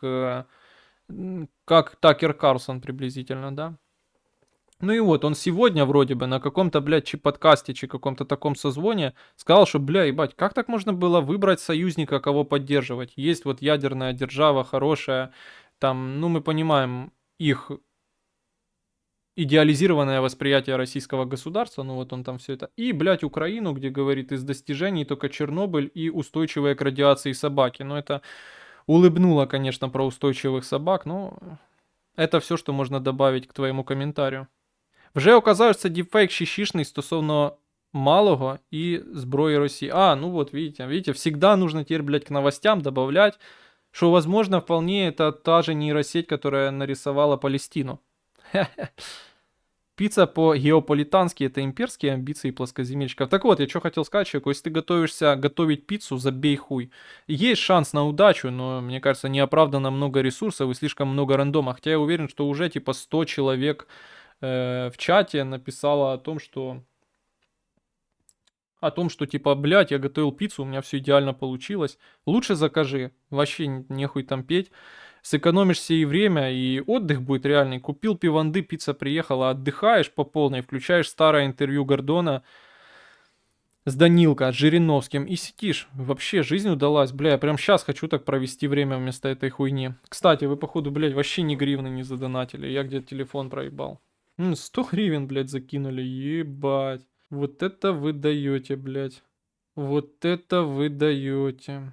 Пацаны, у меня такие разные прически теперь, ну, в основном неудачные, потому что растрепываются к концу дня, потому что фен появился, фен для сушения волос. Пиксель Малевич, я сам охуел, обычно тут, чтобы сразу пиксель. Ну да, пацаны, пиксель, но я попробую, там есть какой-то режим, типа устранения битых пикселей на камере автоматический, вроде бы. Ну, це надо у Жинки питать, бо я пользоваться камерой не умею. И если там можно пытаться их удалить, можно с чувствительностью, с ISO поиграться, да. А вони там з часів Вагнерів чаляться, як Вагнери припинили існувати, нахуй ми там лишились. Ну так Вагнери припинили, просто часть їх перейшла, ну, в ведение Министерства обороны Российской Федерации. И, ну, они там полностью свою деятельность не прекратили. Просто она, очевидно, в силу снижения, наверное, качества пошла на убыль. Ну да. Жесть, Денчик ображається, коли йому клеють бажання отримати зарплату УДП. Ну да, я ображаюсь, бо выгляжу как многие люди, но правда не знаю. То ли они мне так выглядят, как и я зрителям, да, то ли оно так и есть, и я не заблуждаюсь, но часто вижу каких-то авторов, у которых нет таланта, нет аудитории, нихуя нет, но они так стремятся где-то, блядь, вот так намутиться на бабки. Я себя к таким не отношу, реально. Лучше быть бедным, но счастливым, это очень важно. Можно пиццу на сковородке ебануть, полное говно получается зато быстро. Да, такую пиццу, как помнишь, вот эта легенда пицца, завернутая в пищевую пленку из столовой, да, химарная. И, наверное, цена была 2 гривні, блядь, а стоила она 20 чи 12, ну що такое. Можливо, сьогодні реальність згенерована. Можливо, саме, я доволі часто про це думаю. Ну це вже шизофрения. Я сам готовлю пламенный пирог, тесто покупаю. Пламенный — это типа когда жопа горит потом. Ну простите, не мог так не сказать. Пламенный пирог не закажешь, это как пицца. Но я когда острую пиццу из сельпо бомжатскую заказывал, помню тогда по детству, то меня иногда так вишибало днище. І, ну, пламенно було реально. Як же тобі донатити? Уже усі гроші відкладають на репарації для США, да в карманах президент повезе. Все дело в флешке с биткоинами, которую проебал Давид Браун. Вот зря он признался, они теперь нас пилят. Не, ну то есть я понимаю еще, что я под таким, ну, под роликом Марьяны Безулы, который производит вид ошеломляющий, мягко скажем, написал такой добрый комментарий. Но я бы реально ей плохого комментария бы не написал. Ну, то есть, в смысле, что, ну, мало опыта, реально не сужу строго в этом смысле. То есть, это не то, что я лицемерно там ей пишу: Марьяна, дорогая, вы моя самая лучшая. Я так люблю народных депутатов, особенно вас, Марьяна Безула. Вы такая умная, такая хорошая. Пожалуйста, приходите ко мне на стрим. Я же так мечтаю подняться, чтобы, блядь, не знаю, никто не пришел нахуй на стрим с Марьяной Безулой. То есть наши 100 коллег написали бы ей очень грубые вещи про губы там и про еще какие-то, ну, в общем, на что способны в целом, да. Пошлые. Иногда смотрю шарит, блядь, вы что, ебанулись? Жесткий, непонятно. Да, вы что-то заебали. Иногда смотрю Шария. У него такие, это тот же, что ли, человек? Нахуй вы это мне выписываете? Иногда смотрю Шария. У него такие теки жесткие. Непонятно, считает ли он себя вообще украинцем и киевлянином. Ха, мне как заднику бывает неприятно. Как к нему относятся, слушают его вообще в Украине? Я не знаю, это надо у Шария спросить, какая у него там аудитория. Я людей, которые слушают Шария, не знаю в Украине реально. Я не уверен, что доступ из Украины есть к Шарию, кстати. Ну, в смысле, на регион менять или что-то такое. Ну, а как к Шарию я отношусь? Ну, не знаю. Мне сложно просто слово подобрать. Ну, чтобы это было не оскорбительное слово, а какое-то емкое информационно.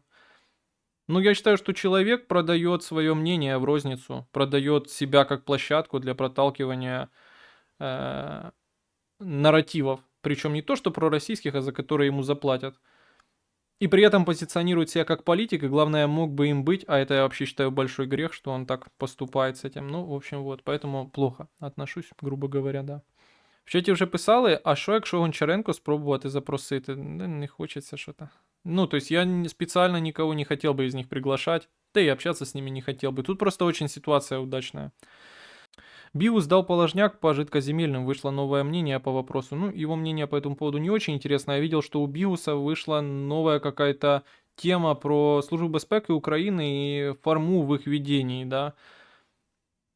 Форму, в смысле лекарства. Я думал, что у них эту забрали уже кормушку. Ну, в общем, вот это было бы интересно посмотреть. Это последние дембельские аккорды этих грантовых СМИ. Михаила Круга, когда вернешь, тебя маленького в уголок. Да не знаю реально.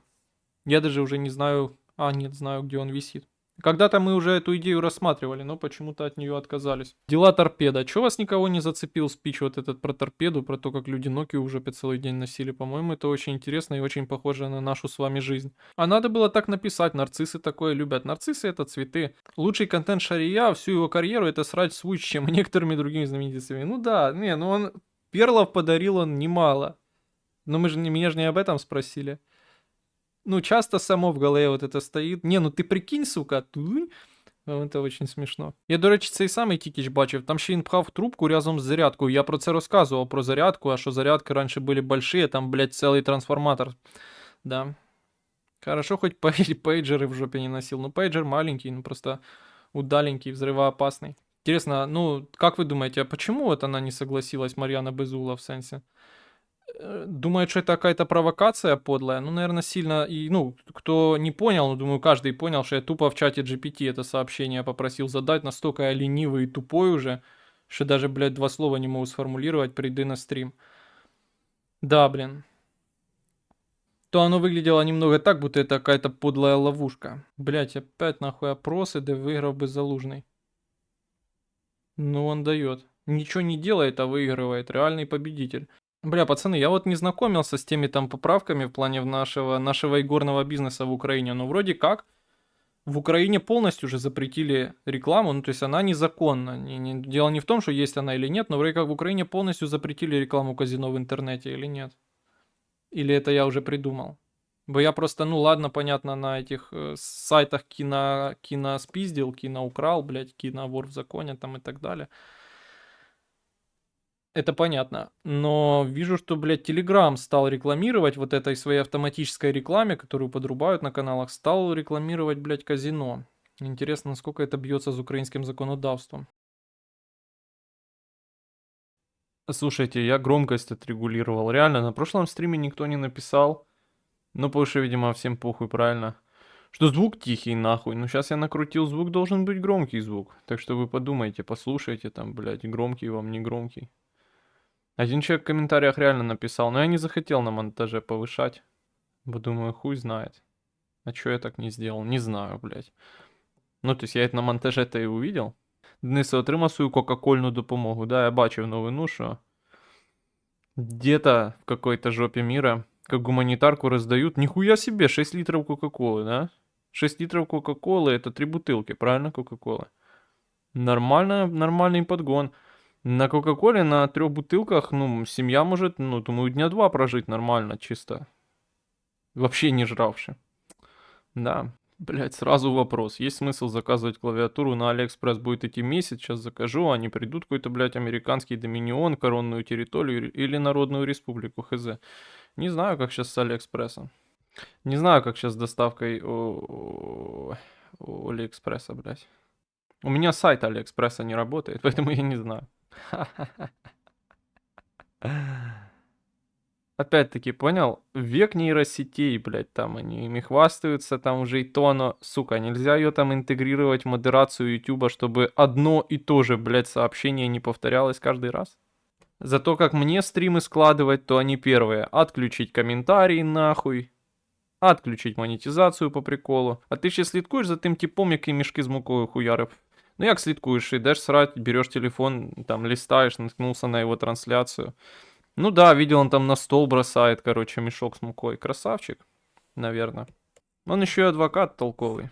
Юрист. Привіт, стрімер. Як будемо називати наших нових панів після підписання угоди?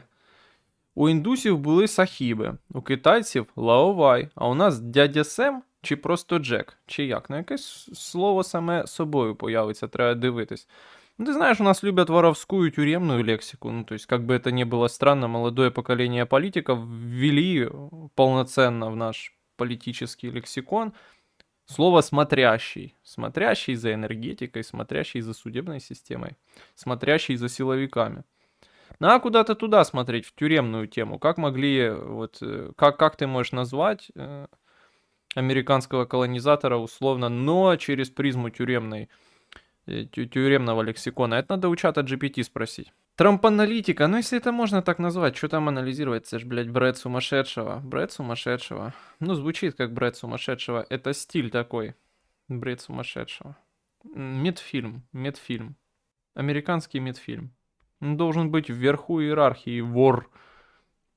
АТБ коронует. Ну, сейчас понял. Правительство коронует. Шмыгаль. Укргойдовыдобывание. Что думаешь насчет Тавра? Нихуя. Реально, вообще ничего. Куда более забавным нашел пост Гендальфа, который ругал ограничения на карту. Ну, плохие ограничения на карту, нехуй думать.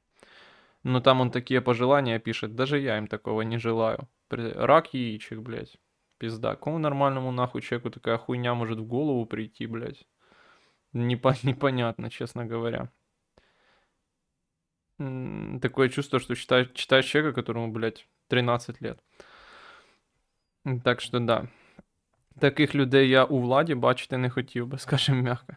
Будет думка про крать. Ну, я на эту тему и пошутил, ты понял? Написал, что когда завис транш, блядь, от Ахметова в привате. Опять-таки, когда это все... Когда на эти процессы еще можно было как-то повлиять, когда был смысл их критиковать, когда это планировал финансовый комитет, налоговый комитет парламента, когда это там голосовали, когда там вот это все проходило, да, хоть какое-то обсуждение, все молчали, блядь, все молчали, молчание полное. А сейчас, оказывается, это, блядь, неудобно нихуя. Неважно. У тебя качки в сарае живут, наверное? Не, блядь, в хате живут. В темноте и страхе неопределенности, что в любой момент их может забрать здоровый бородатый чувак. Да, блядь, кто, интересно. Чувак, они больше не вернутся. Похоже на концлагерь чем-то, грустняшка. Ну, это факт, да, жизнь у них ужасная. Слушай, может, Страмер поедет защищать Канаду? Защищать колонию? Все-таки страна содружества, да? Да, я тоже думал о том сегодня, как я охуенно, и как только я об этом подумал, человек написал еще один в Телеграме, что купил блокнот «Сумна вівця». Как я охуенно прорекламировал «Сумну вівцю». Ну, человека 3, наверное, из стримов, да, купила. Это охуенный результат, блядь. Для такой конторы реально невозможный. И еще из реальной жизни один человек купил, да, по моей рекомендации. Я вот думал, нихуя я их мощно прорекламировал. А также думал о том, что вот сумна вівця, это же буквально мы. Мы с вами сумни вівця. Это самое идеальное наше определение. Тупа сумна вівця. Видал потужнейший видос Трампа про прекрасную газу будущего? Да, видал. Я даже это выписал, честно говоря, но тут все и так понятно. А рекламы-то нет, да, рекламы нет. Надо было всех, кто покупает, просить писать в описании к заказу, где они, блядь, узнали об этом. Мы инвалиды в овечьей шкуре.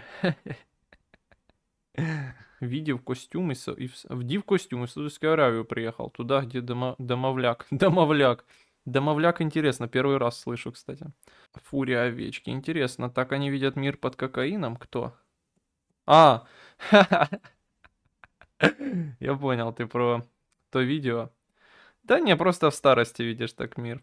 Говорили, Трамп встретится с каким-то стримером. Интересно, про кого это? Интересно. Слышал такое. Коли вже таймер до новин поставиш? Обратный отсчет. Если бы я умел таймеры ставить, я бы, может, это сделал, но не умею, понимаешь? Ну реально, не так просто. Напробувати нейросеть заставить придумати это. Цікаву думку сьогодні почув, що цей майбутній фонд буде відігравати роль держави усередині держави, з яким будуть взаємодіяти зовнішні гравці, бо наша теперішня держава вже повністю втратила довіру як інституція. Довіру чию?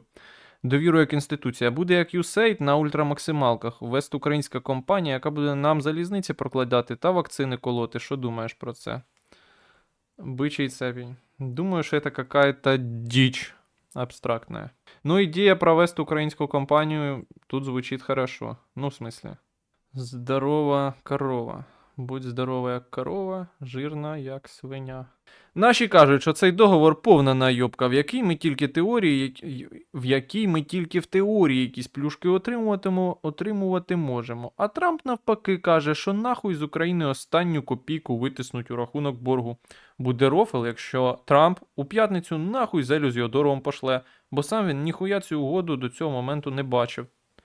Не, ну они ее совместно же разрабатывают, как я понимаю. И думаю, что максимально не заинтересованы, чтобы послали нахуй. Возможно, просто вот что не пошлют нахуй, а просто она не будет вообще этого договора. Просто встретятся. Это может быть. Этого не отрицают даже в Белом доме. Белый дом. Обе белые. А наши кто? Ну так и скоро узнаем, да. Украина оборонит Европу, ау. Мы воины. Саме так, я еще тот воин. Если Арестович выйдет раз на раз с Залужным, кто выиграет? В смысле, куда выйдут? Типа, на бой? Не, ну думаю, Арестович явно у него здоровье покрепче. Ты знаешь, как в армии бухают, блядь? Ну, типа, и в отличие от выдуманных, ну, может, не выдуманных, но тех боевых выходов Арестовича, я думаю, что, ну, чтобы представить, надо бухать в армии, чтобы, блядь, генералом стать. Ну, я, короче, думаю, что шансов никаких у Залужного, бо здоровье не то. Это если об этом. А так, то они кенты.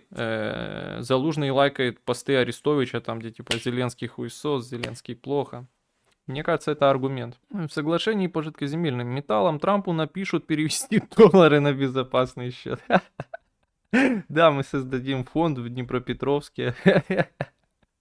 Очень хорошая идея. Рамзес, всегда очень смешные и дотепные комментарии ты оставляешь под видео на YouTube. Я хочу с них сделать коллаж серьезный. Хотел сделать в конце года, но так и не вышло.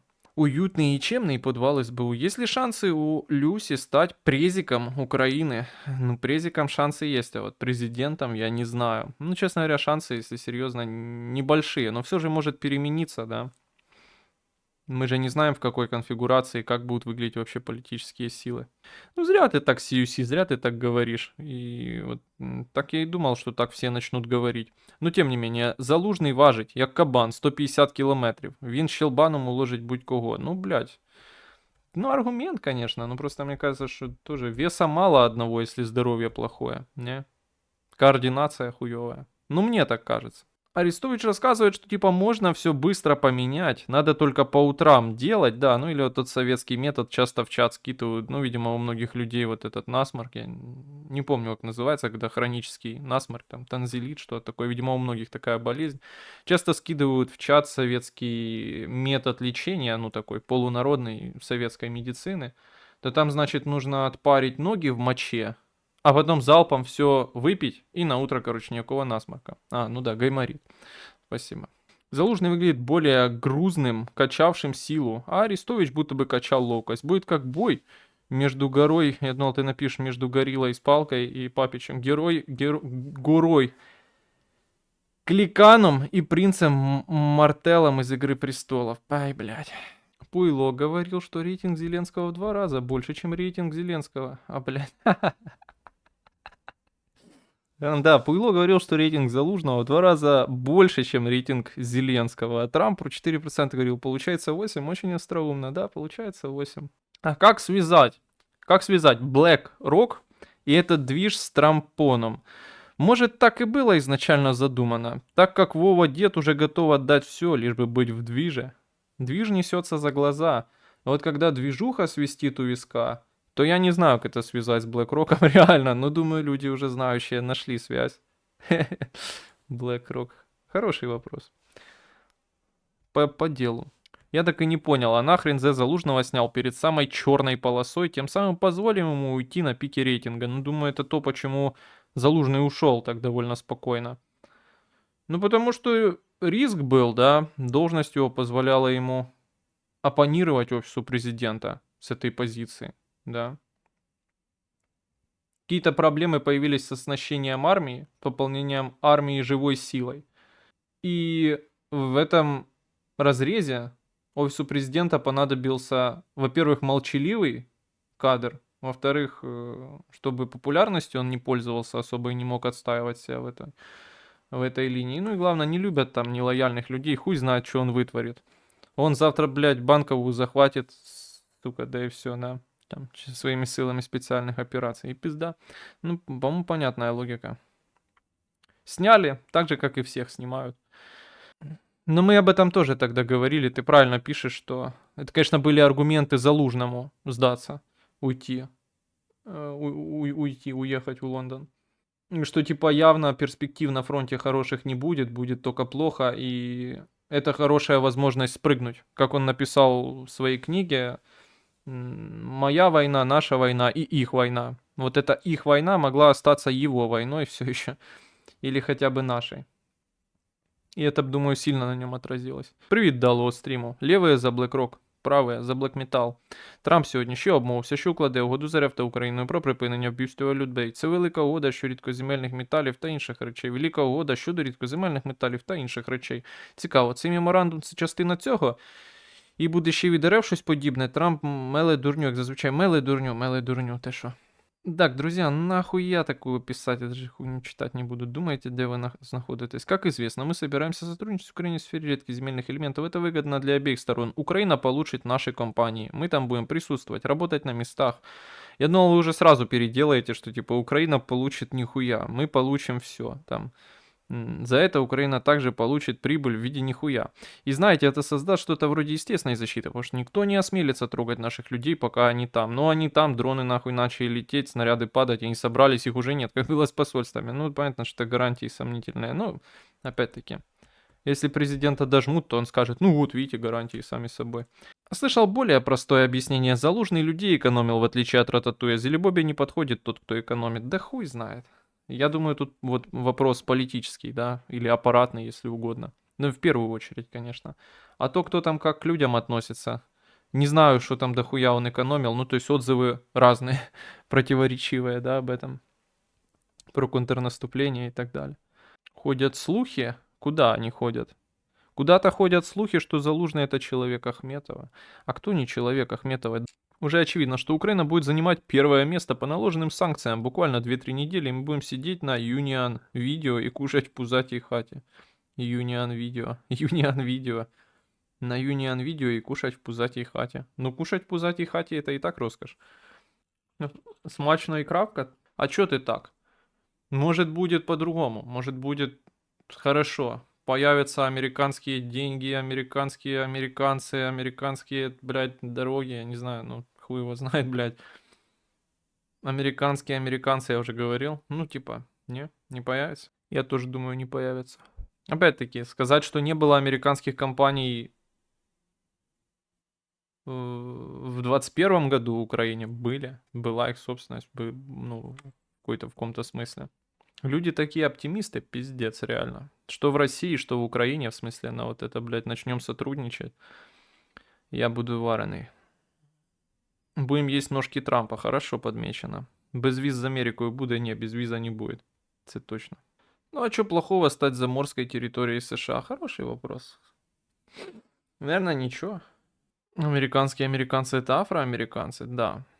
Це корінне населення Америки. А що залишається? Ситуація вже така, що ти або остаточно йобнешся, або віриш у копіумну хуйню. Не обязательно. Так а кто в здравом уме вот сегодня во всей этой ситуации даст гарантии Украине, даст Украине гарантии? Ну, есть догадки, но мы их даже не будем озвучивать, такие они страшные. Не, давайте подумаем, давайте. Мне нравится направление ваших мыслей. Давайте поперебираем в уме американские заморские территории и поймем, какая из этих жоп может быть сопоставима с нами. Да. Как люди живут на американском Самоа? Я не знаю. А как там вообще все устроено? У нашій ситуації централізації влади, я думаю, створення цього фонду позитивний процес. Ну просто это децентрализация в пользу кого? В пользу местной, блядь, власти? Может, в пользу гражданского общества? Бля, это децентрализация хуй знает в пользу кого? В пользу каких-то американских, ну кого? Я не знаю, больших компаний? Даже непонятно в пользу кого. Не знаю, насколько это плюс, да, то есть у них опять-таки свої інтереси, як у американського государства свої інтереси. Так да, якщо фонд буде працювати, як виглядає з нинішньої точки зору, як от, я до сих пор не пойму, як виглядає з нинішньої точки зору, то фонд, ну то есть надо ли говорить, що то, що там Кабмін одобрило, ну ніхуя всі вообще не содержать, да, по суті. То фонд перетягне на себе частину політичної ковдри і може від цього народу стане дитись легше. Ну то, що как бы не виглядів, якщо буде підписан, точно... Ну, если, як ты кажешь, частину політичної ковдри, ну, скажем так, немного, наверное, подубавит фінансових рычагов у власти. Это, наверное, да, факт. А який положняк по затриманню Джорджеску? Ну, ты знаешь, я это выписал, наверное, там и придумаю, что сказать. Главное, чтобы Украина не стала каким-нибудь атоллом бикини-ботом, где ядерные испытания проводились.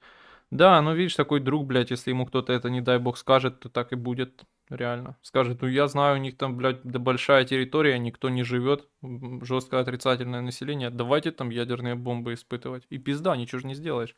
Израиль, 51-й штат, норм живут, построили национальное государство, остальное все жопа. Надо ли перечислять причины, почему мы никогда не станем как Израиль? Вот в системе координат США. Филиппины. Ну вот, Филиппины интересный пример. Я вообще не знаю, какая связь США и Филиппин. Ну, то есть, как она, что она из себя представляет. Філіппіни були буквально колонією США. Погано чи добре це день закінчилось, я не знаю. Ну, как-то Филиппины круто не выглядят ни с какой стороны. Не похожи на Америку, скажем так, вообще. О, я это хотел сказать. Ну, такое простое бытовое. После этого договора мы станем через лет 10 похожи на Америку. Ну, наверное, не, блядь. Туди американські пенсіонери їздять філіппінок трахать, це весь зв'язок. Ну вот, это да. Як тобі такий план? Скоро Трамп влаштує договорняк, і там дембіль не за горами. Потім влаштовуюсь на віддалену роботу. Швиденько заробляю гроші і переїжджаю в дупу Європи, Кіпр, Румунія і т.д. Жити там, їсти банани і апельсини і працювати на галері віддалено. Головне встигнути здриснути з катки. Фу, мені здається, ти ідеалізував життя оце в жопі Європи, в Румунії і т.д. Думаю, що з таким успіхом можна і в Києві жити. Ну, я розумію, чим Київ специфічний. Але, звісно, відомо, що добре там, де нас нема. І як тільки ти поїдеш звідси, то тут буде добре. Японія та ФРН були окуповані США. Японія, ФРН були окуповані США, але це не наш випадок. Куба була колонією. Ну ви, блядь, примери приводите жорсткі. Як правильно, договор чи договор? Говно ваш Филиппин Моррис. Да они круто не выглядят, потому что американцы ушли туда. Вот если бы остались бы, как 51-й штат, ну да, но мы же тоже не останемся, не будем, не станем 51-м штатом. Да, блядь, даже нихуя не ясно, о чем мы говорим. Как бы то странно ни было. Прикиньте, если бы нам в начале войны сказали, что мы будем обсуждать то, как США могут закидывать ядерками Украину в качестве полигона. Ну, спокойно бы в это поверил я, например, да. Ну, реально, это вполне вероятно. То ли еще будет, подождите, в перспективе там 10 лет. Вьетман, Северный Вьетман. Я не знаю, что за Вьетман, я знаю, Купитман был. Да, в этих, блядь, папиных дочках в больнице. Интерны.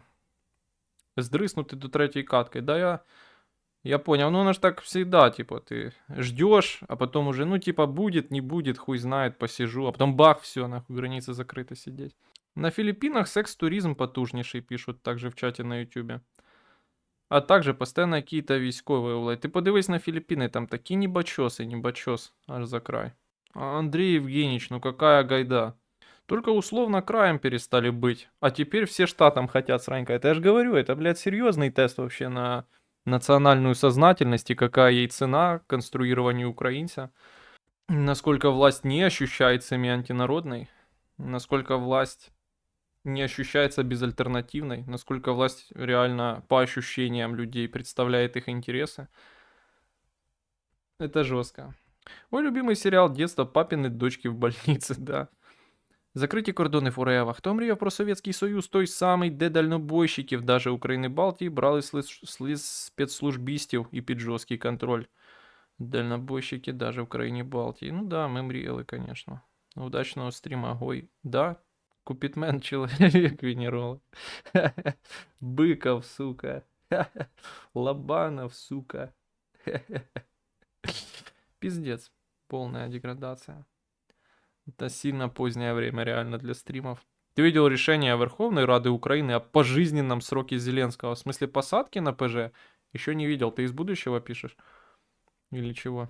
Пишут в чате, умерла голливудская актриса Мишель Трахтенберг. Ей было 39 лет, пиздец. Що таке національна свідомість? Це коли ти національний і свідомий. Имхо, если людям на постсоветском пространстве дать выбор независимости или быть частью США, ответ будет очевиден. А ты уверен? Вот если спросить у этих кубинцев, бакинцев, у азербайджанцев, например. Или у казахов. Но это в широком смысле. Купитман стал начальником, и Быков принес ему бумаги, на которых нарисовал письки. Великі моменти кінематографа. Класно сделал. Це все комплекс меншовартості, що не ясно. А вы видели, как там люди борются реально, типа, с масленицей? Що, блядь, чи українська це традиція, чи правильно казати масланя, чи маслиця. Такая война, типа, не на жизнь, а на смерть. Все реплаи у всех закрыты после такой борьбы. Во Львове, оказывается, масленицы не было. Как и православие, выясняется. Ну, в общем, полная дичь. Полная дичь. Мне одному кажется, что Дудаев и Че Гевара очень схожи по вайбу. Вот эта мысль. Первый раз такое реально слышу. Просто если хочется быть штатом, то зачем воевать? Шило на мыло выходит. Ты понимаешь, блядь? Вот это загадка. Хайо! А можешь развить мысль, почему, по-твоему, если РФ распадется, то Якутии или другим регионам, которые от нее отделятся, наступит пизда? Ну, можно такой вопрос представить в момент, когда разделялся Советский Союз. Ну, почему-то, блядь, не могут они жить, да? Ну, в смысле, я при этом считаю, что это, вероятно, неизбежно на самом деле в будущем.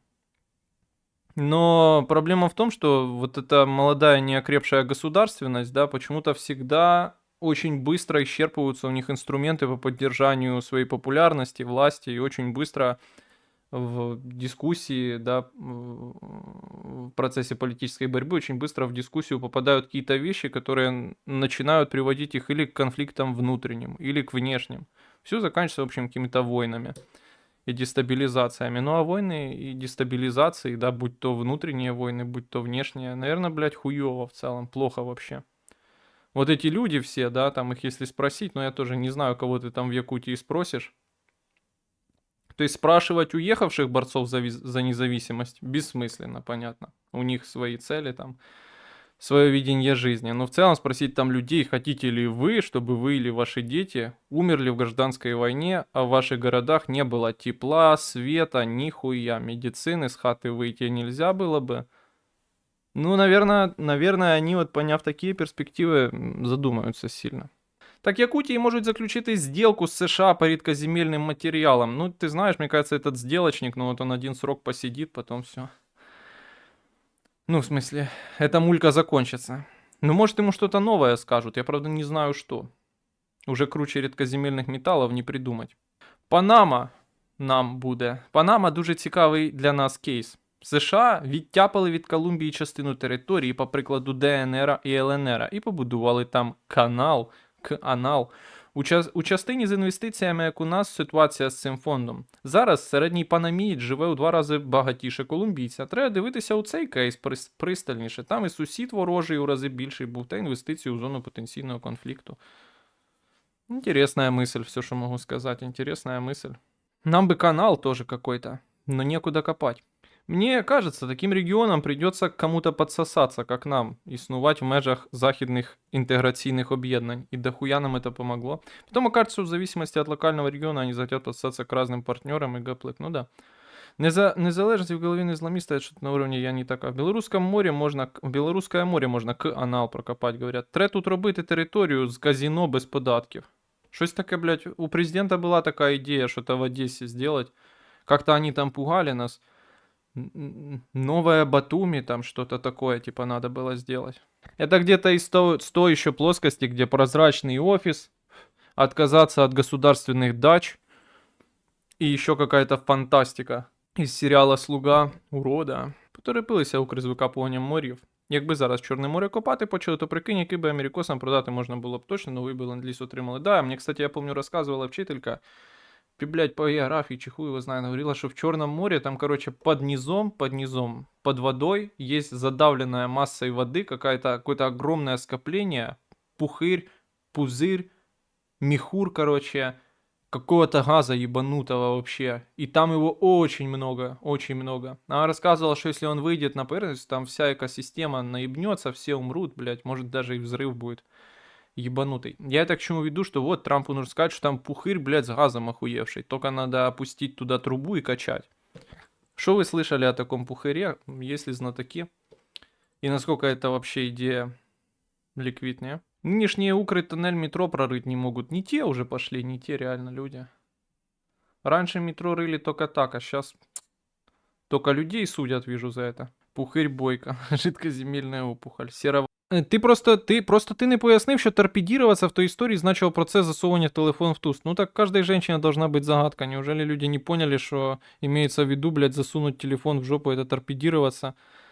Ладно, короче, я понял. Все, пацаны. Всем спасибо, что сегодня пришли. Спасибо всем за то, что писали что-то в чате. Сегодня стрим откровенно тухлый, нужно, блядь, раньше начинать. Зря я, сука, разбаловался что-то по ходу, блядь. Ну, пытаешься вникнуть во всю эту шляпу, раскопать ее за пару дней. Потому что, ну, невозможно держать такой натиск этого кала, просто потоки этих каловых масс, анальной воды, как на улицах наших городов, да. Невозможно в них жить постоянно. И поэтому приходится получать их порционно. То есть я на день без стримов реально стараюсь себя от новостей оградить. Ну, чтобы типа был день отдыха. И потом мне приходится, ну, во все это вникать. Следующий целый день перед стримом. Вот. И из-за этого получается поздно, но нужно просто меньше всяких, блядь, там гуляний в этот день, а именно сосредоточиться на том, чтобы начать раньше, бы тогда энергии больше. Но да, тем не менее, спасибо тем, кто подкинул денег, спасибо тем, кто писал в чате, спасибо тем, кто предлагал умные мысли. Так что, в общем, люблю вас, друзья, целую. До встречи на следующем стриме, а он будет у нас послезавтра. А послезавтра у нас, ох, блядь, пятница-развратница. Не знаю даже, что это будет за стрим, потому что президент же будет в Америке, да.